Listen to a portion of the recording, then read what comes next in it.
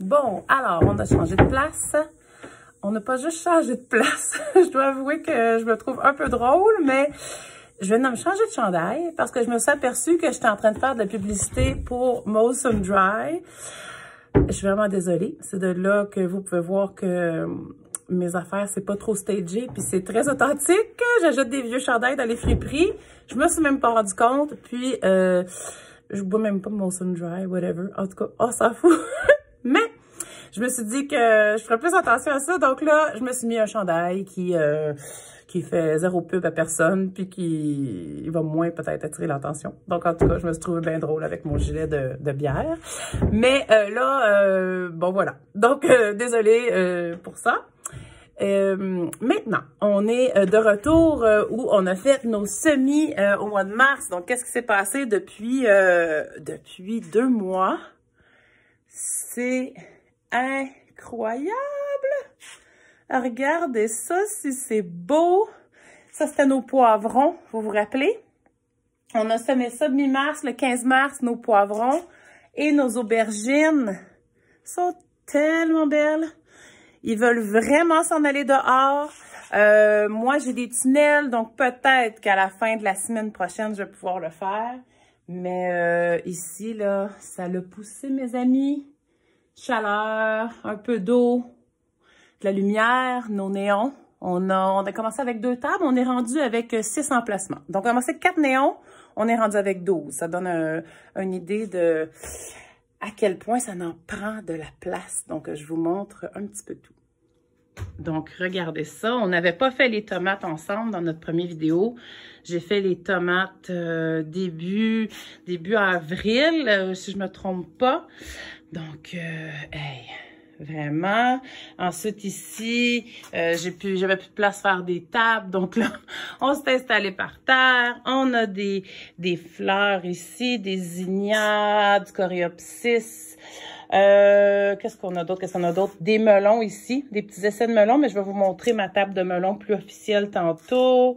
On essaie de détasser nos plants, donc on a même mis des plants de tomates à terre. Ici, on a du lupin, des fines herbes. Ça ici, c'est moins joli parce que j'ai dû sacrifier ce qui était moins les productions importantes pour mes productions prioritaires, disons. Donc, ça a manqué de lumière. J'ai dû les mettre carrément à terre avec pas de néon pour le temps que ça a duré.